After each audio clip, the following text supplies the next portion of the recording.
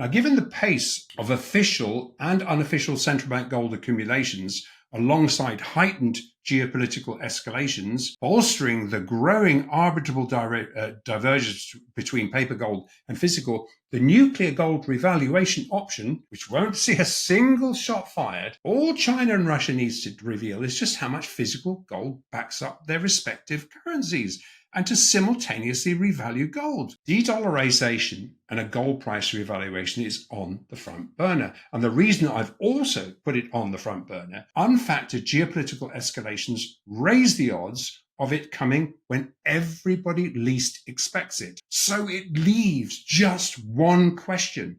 How much physical gold and silver do you own?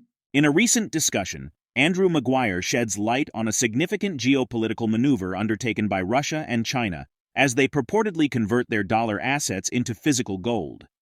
This strategic move comes amid escalating tensions, particularly Russia's military operation in Ukraine, highlighting the growing importance of gold reserves as a geopolitical tool. The strengthening trade ties between Russia and China further underscore the strategic partnership between the two BRICS nations. Recent developments, such as the $25 billion deal in local currencies to boost trade in the food and energy sectors, highlight a concerted effort to reduce dependency on the US dollar. This trend towards de-dollarization has gained momentum, particularly in light of Western sanctions imposed against Russia. Russian President Vladimir Putin has been vocal about the detrimental impact of US dollar hegemony on global affairs, stating that the White House is undermining the currency with its actions. Maguire suggests that the accumulation of gold reserves by Russia and China serves as a geopolitical strategy to challenge the dominance of the US and NATO, providing them with leverage in international relations without resorting to armed conflict. The World Gold Council's report reveals a significant uptick in central bank purchases of gold, with an astonishing net increase of 800 tons year-to-date. Russia, in particular, has maintained its gold reserves at a steady level, further emphasizing the strategic importance placed on gold as a reserve asset. Maguire also hints at the anticipation surrounding China and Russia's potential launch of a gold-backed currency, which could potentially reshape the global financial landscape and solidify their influence. Moreover, the BRICS nations and their new BRICS Plus members are reportedly working towards developing a new currency to reduce reliance on the US dollar. Rumors of a grand announcement regarding the status of the BRICS currency at the annual summit later this year have surfaced, further indicating the momentum behind the de-dollarization movement. Before diving into AndrewMaguire's insightful interview, subscribe to our channel and give this video a big thumbs up. Following Russia openly converting all their dollar assets into gold ahead of its military operation in Ukraine in 2022, we also drew attention to credible evidence that the bulk of China's undisclosed over 3.4 trillion of shadow banking FX reserves have been or are being converted into physical gold bullion. And this backs up the median liquidity provider consensus that the PBOC has been able to salt plus or minus 40,000 tons of gold into the state-held banks without raising a red flag. Converting these FX reserves, which due to global NSFR standards have really recategorized FX gold to the first-tier asset class, has sanction-proved the bulk of these over $3 trillion of unreported shadow banking reserves, while still enabling these dollar-related assets to be used as collateral for everyday global trade. And more importantly, it enables China and Russia to act as the primary liquidity providers to back Glasnev's commodity currency with deposits of the necessary physical gold assets to actually be liquid enough to handle this oil energy trade, commodity trade. And furthermore, once the extent of China's de-dollarizing efforts are realized, there will be a race out of the dollar into physical gold. And clearly, the scale of such a massive imbalance between the comparatively tiny Western reported US and European gold bullion holdings versus an estimated aggregated 60,000 tons accrued by the well-established 2013 Sino-Russia alliance. And I remember talking about this on Max Kaiser in 2013. We talked about this alliance being established. Ultimately puts these two collaborating central banks in complete control of the real supply-demand gold price discovery process. essentially in control of a no shots fired, weaponized gold price nuclear option, far more preferable than a one-off exchange of vaporizing nuclear missiles. And our Sino-Russia wholesale market context report this gold-backed commodity currency is very much now on the front burner. And while it's been illegal to export gold out of mainland China for many years, we now hear of far stricter Russian export controls for obvious reasons. Now, given the pace of official and unofficial central bank gold accumulations alongside heightened geopolitical escalations, bolstering the growing arbitrable divergence between paper gold and physical, the nuclear gold revaluation option, which won't see a single shot fired, all China and Russia needs to reveal is just how much physical gold backs up their respective currencies and to simultaneously revalue gold.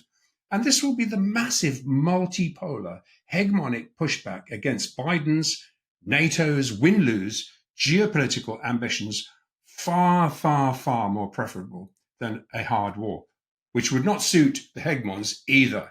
And with the Fed extremely wrong-footed in the gold market, when NATO's push comes to shove against Russia or against China, over Taiwan, or more, very immediately, probably the risk of a conflict in the South China Sea, with all the battleships there, it's a dangerous situation. We would not rule out a move by China and Russia to strategically front-run a well-timed gold price revaluation. Now, I really do hope to provide more information on the launch of this gold-backed currency and its name by the 1st of March. In 2022, India witnessed a remarkable surge in industrial silver demand, totaling approximately 42.6 million troy ounces, marking a significant increase of 24% compared to the previous year. However, global demand for silver is expected to face a notable decline of 10% in 2023, primarily attributed to reduced offtake of silver jewelry and silverware, with India emerging as a key factor contributing to this downturn.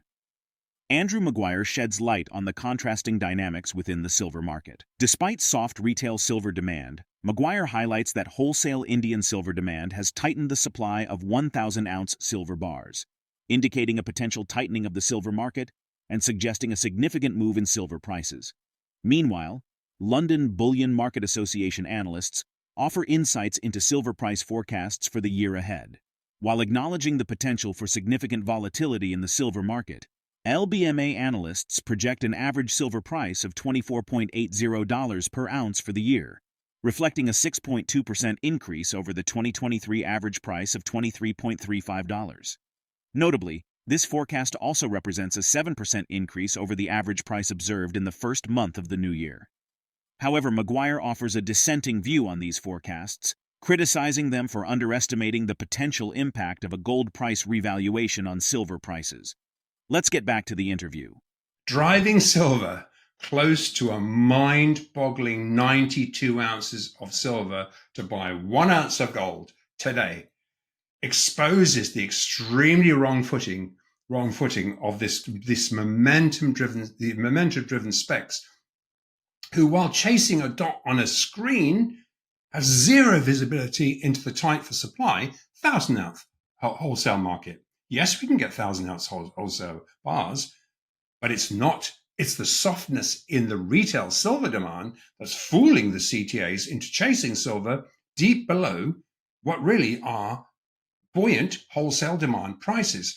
And while this soft retail silver demand continues to suck in the CTA momentum sellers, what is still not filtered through is that the huge wholesale Indian silver demand has significantly tightened silver 1,000-ounce supply.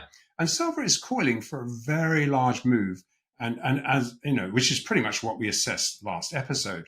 So now, interestingly, the LBMA 2024 silver forecast varies enormously, and that was produced yesterday, I think it was.